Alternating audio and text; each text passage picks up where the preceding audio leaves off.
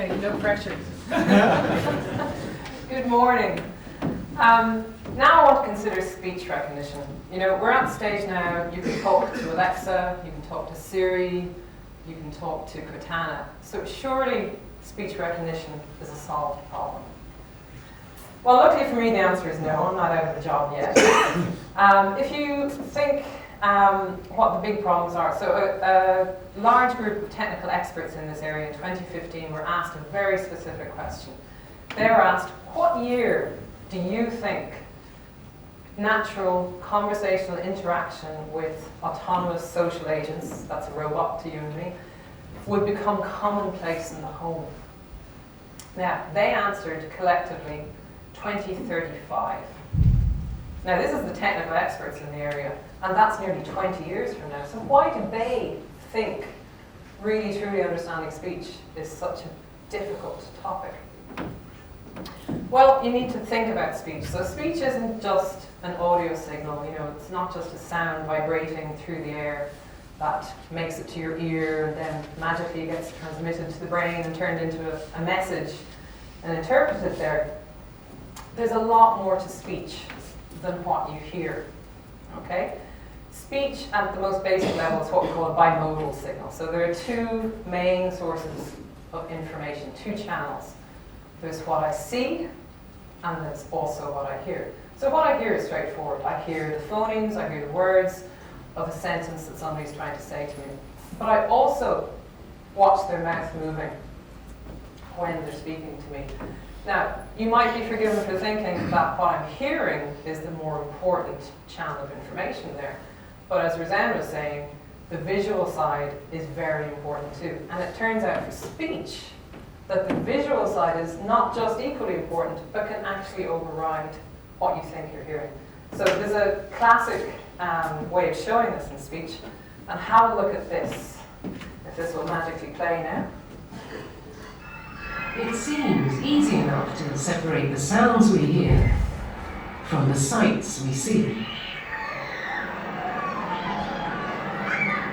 But there is one illusion that reveals this isn't always the case.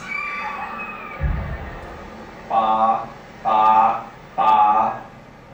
Have a look at this. What do you hear? Ba, ba, ba. Ba, ba, ba. But look what happens when we change the picture. Ba, ba, ba. Ba, ba, ba. Ba. And yet, the sound hasn't changed. In every clip, you are only ever hearing bark with a B. Ba, ba. Ba. It's an illusion known as the McGurk effect. Ba. Take another look. Ba. Concentrate first on the right of the screen. Ba. Now to the left of the screen. Ba. The illusion occurs because what you are seeing clashes with what you are hearing. Ba. The McGurk effect. I love that. The great thing is that even when you know it's there, it still works. It's one of those few illusions that works even when your brain knows that it's being fooled. So that's a very stark demonstration of how important visual information is in speech. So the situation with current speech recognition technology is that it can only hear. It can only listen to an audio signal. It doesn't have the advantage of seeing as well. We as humans, when we're in a noisy situation, we subconsciously lip read all the time. Okay, so as an academic, I'll send you home with a little bit of homework.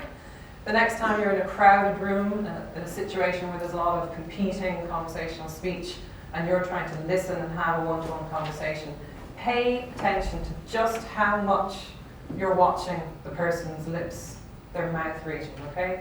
You're augmenting the speech signal with visual information. You are lip reading and you don't even know it.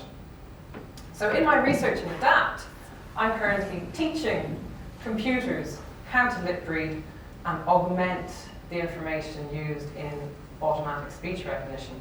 Now there's a lot of challenges here. What visual information is useful? How do we take away what's useful and leave behind the visual information that's not so helpful? How do we actually fuse speech and visual signals together? This idea of multimodal fusion is a challenge in itself. Then, where we suspect visual analysis may be truly useful is in visual word spotting situations, like in multi-party conversations, where we can not always rely on the visual, but know when the visual signal gives us extra information, key information. How might we exploit multiple camera views in that kind of situation as well? So to give you a flavour of what we've been doing quite recently, we asked, how does the visual quality affect automatic speech recognition research? So a classic way that people would look at this is they look at speech recognition in an audio-visual context, they reduce the quality of the audio, and they say, how much does the visual help? Well, we turned this around and we said, well, you know, if you're going to deploy this technology, you're going to have cheap, low-resolution cameras. Somebody wants this to work on their mobile phone, they're walking along, you know, we don't have a steady view of a person. So we looked at the effects of compression, noise, motion blur, and low resolution on the visual side of lip reading. The results are actually very surprising. It turns out that the visual side of speech recognition, so lip reading, is extremely robust to problems like compression, motion blur, and noise. Okay, so there was a very, very small drop-off in performance. Now there was a bit more degradation for low resolution, but no engineer likes to see a cliff in terms of performance, and the performance is actually quite gradual. Performance degradation, should I say. So that's something that's very encouraging in terms of bringing the visual side into technology.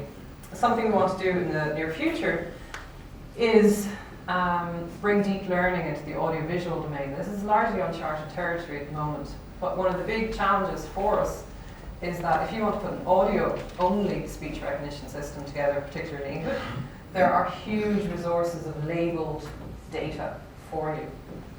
This isn't the case for audiovisual speech. So what we want to do is leverage some of the recognition, some of the research in low resource languages where they have, you know, very little data for less spoken languages, and leverage that kind of research and move into unsupervised learning for the audiovisual domain. And that's something that we feel is going to have a lot of impact. So we'll let you know how that goes maybe at the next showcase. But that's not where it stops. There's obviously a lot more visual information in speech. Human interaction, conversations, there's a two-way thing going on there. We nod, we gesticulate, we say mm-hmm to show that we agree with the person. There's a wealth of information there. We reveal our emotions, our mood in how we speak. So we want to move technology beyond just understanding the words that you say into actually really truly getting the meaning out of them. So how can I, as a speech engineer, deliver that kind of technology? Well, personally, I feel that speech processing is at a really exciting juncture right now. You know, you look around and you see a wealth of knowledge from psychology, linguistics, video processing, all coming together and influencing the worldview of the speech engineer like me. And for me, that's the community that I find myself in now at ADAPT. We have all these people working together. Other factors are at play. Multimodal processing is here.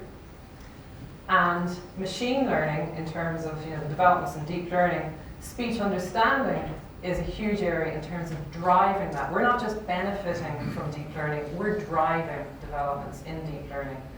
So I think in the lifetime of ADAPT, you're going to see some serious developments in terms of speech understanding. And personally, I don't think it's going to take a full 20 years before you will have that realistic, natural interaction with a robot. Thank you.